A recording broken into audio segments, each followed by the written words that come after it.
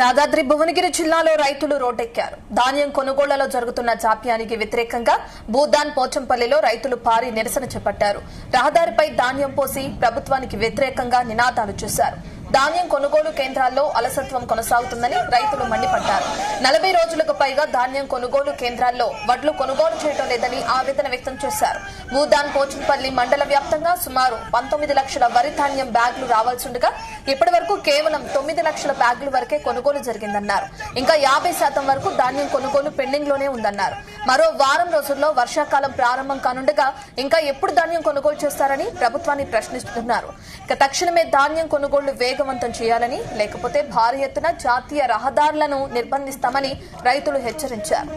రైతులందరూ ఇక్కడికి విచ్చేసి ధర్నా కార్యక్రమం చేయడం ఎందుకు అనేది వాళ్ళే ఎమ్మెల్యే గారు కానీ ప్రతినిధులు అధికార ప్రతినిధులు కానీ వాళ్ళందరూ 30 తారీఖు వరకు మేము ధాన్యాన్ని కళ్ళాలలో ఒక గింజ లేకుండా కొంటామన్నారు. ఇప్పటికీ 30 తారీఖు ఇంకొక రోజు అయితే 30 తారీఖు దగ్గర పడుతున్నది. అయినా దానికి ఇప్పటికీ 50% కళ్ళాలలోనే ధాన్యం ఉంది. కానీ దానికి దూరదృష్టితో మేము కూడా ఏంటంటే ఇన్ని రోజులు ఓపిక పట్టి ధాన్యాన్ని కొంటారు కదా అనేది చూస్తున్నాం. కానీ ఈ రోజు కార్తీ వచ్చింది, వర్షాలు దగ్గరికి వస్తా ఉన్నాయి, బయట వర్షాలు ఎక్కువ పడుతున్నాయి. ఇంకా ఈ మండలంలో వర్షం లేదు కాబట్టి మేము అదృష్టవంతులం అనుకోవాలి. ఈ విధంగా ఉన్నది కదా ధాన్యము అని ఉన్న వాస్తవాన్ని గ్రహిస్తలేదు. వాళ్ళు ఏమంటున్నారంటే పంట ఎక్కువ మంతున్నది కాబట్టి ధాన్యానికి కొంచెం ఇబ్బంది అవుతుంది. పంట ఎక్కువ మంతుంది అంటున్నారు. కేసీఆర్ ఒక్క ఎకరాకు కూడా నీళ్ళు ఇవ్వలేదంటారు. మరి కేసీఆర్ ఇవ్వకపోతే వీళ్ళు వచ్చిన తర్వాత కాలువలు ఏడ చేసిరు, ప్రాజెక్టు ఏడ కట్టిరు, నీళ్ళు ఎక్కడికి వెళ్ళచ్చు అంటే ఉన్న వాస్తవాన్ని ఒప్పుకుంటారు కదా వాళ్ళు. అంటే అప్పుడు నీరు ఇచ్చారు కాబట్టి వాళ్ళని ప్రాజెక్టులు కట్టిరు కాబట్టి ఈ రోజు పంట ఎక్కువ పడుతుంది. పంట ఎక్కువ పడినప్పుడు దాన్ని ప్లాన్ చేసుకొని బస్తాలు కానీ లారీలు కానీ ఏదైతే ధాన్యం దిగుబడికి ఏదైతే ఫంక్షన్ హాల్ తీసుకుంటారో ఏం తీసుకుంటారో దాన్ని తీసుకొని దానికి ఖరీదు చేసుకోవడం తీసుకుంటే రైతులకు ఇబ్బంది జరగదు.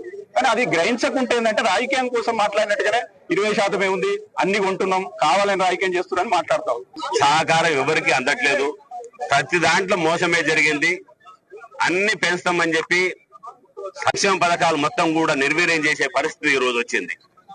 ఉన్న డ్యామ్ల నుంచి నీళ్లు తీసుకొచ్చి రైతులకు ఇచ్చే పరిస్థితి లేదు. కానీ పంట ఎక్కువ పండిందని చెప్పి సాకు చెప్పి పంట ఎక్కువ పండడానికి కారణం ఎవరు, ఈ డ్యామ్లను నిర్మించింది ఎవరు, రైతాంగం ముఖంలో కళ చూసింది ఎవరు, నవ్వు చూసింది ఎవరు, ఇదంతా కూడా కేసీఆర్ చలవ అని చెప్పి మీ ముఖంగా మీడియా మిత్రుల ముఖంగా నేను తెలియజేస్తా ఉన్నాం.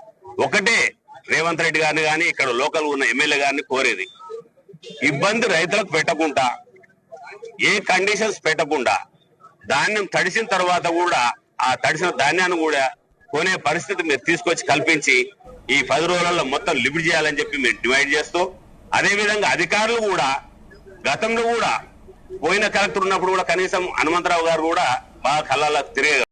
ఇవాళ ఈ కలెక్టర్ వచ్చిన తర్వాత ఎక్కడ ఉంటుంది?